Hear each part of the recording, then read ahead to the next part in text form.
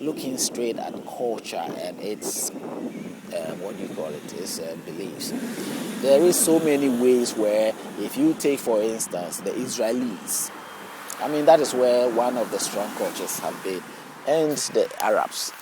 They every day they struggle to believe that the God that they believe in has given them a land, and this gave them the right to possess where they possess. Every religious belief has got that right to feel that wherever they are culturally belong to them, because their God rights give them that privilege, or gave them that resource, or gave them that place, including whatever is outside that they own, or whatever they've been able to have. If you read in the religious book, it tells you straight ahead how God was inspiring most of the early men, or the ancient, or let's say the generations that religion has really strongly developed or has been descended from. They were out there fighting, defending their lands, and capturing and conquering and capturing more lands. Even today, Israel, when he had a small place in 1947 as a state to handle, he had to defend himself and ended up acquiring more land. As he won over his enemies, he got more land, despite the support that he had from the West. So he has been able to acquire more land, and that land is his. Religiously, if you look at the book, he has every reason, the Jewish man has every reason to make those claims and hold on onto it as it is his own land, because his God-given rights for him to have that. The Arabs have the same thing in the book. I have personally showed it up to you, and I will keep on opening it up for you to see yourself, because it is there in the Quran that they also have their rights, they are given rights to sort of own whatever it is that they belong to, and whatever they conquer to be theirs. Now, this mindset is not just in the base of the countries, because I've used that as an example, which is even today reality. That is what happens. But it goes all the way to individuals, because let's remember that a country is made up of individuals. People brought together are now seen as what? As a group, and in that group are known as what? The indigenous members, or the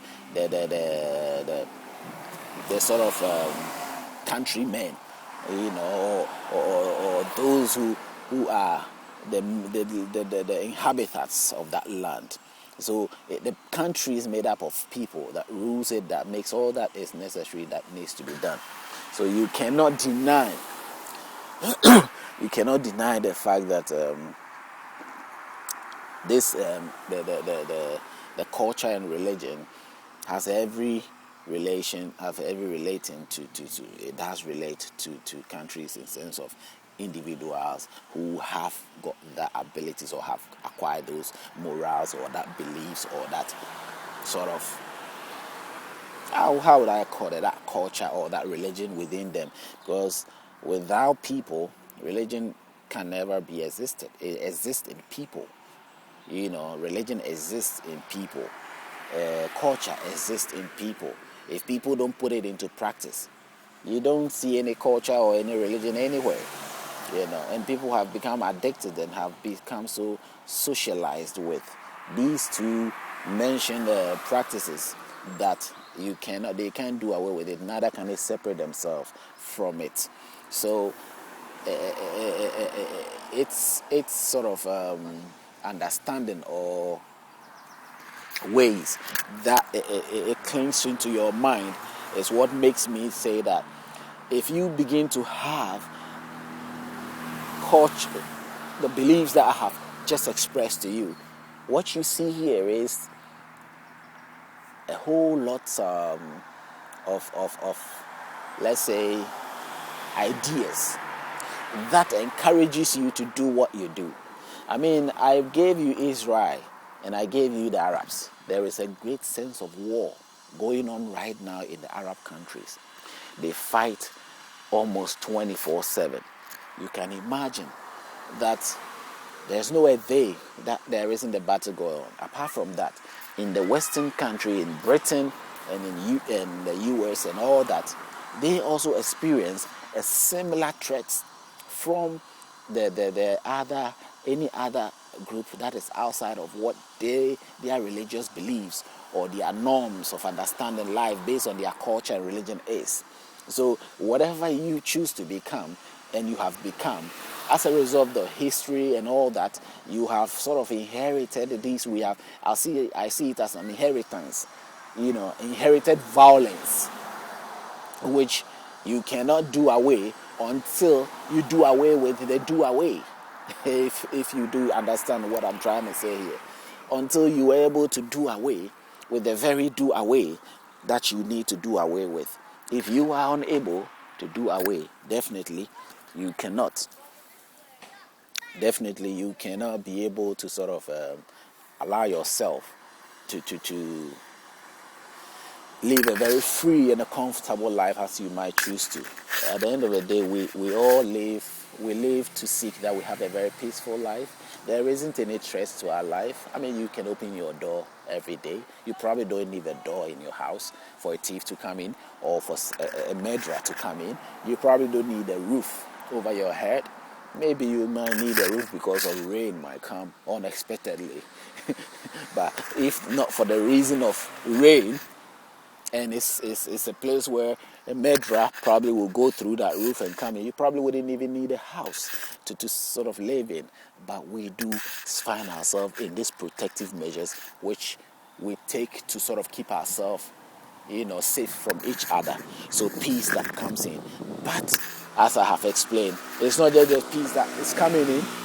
Right now, what comes in really is not just the peace, but the fact that religion and culture has been, fixed into our brains. Culture has also been fixed into our brains, and there isn't much that you and I can really do to sort of make a difference in our life. We have until we're able to come to that realization and withdraw ourselves from these understandings that hasn't got the basic norms that helps us to sort of make the right decisions or the right life that we need. So you and I need to get that embracement. We need to embrace these things and accept it as a fact of life.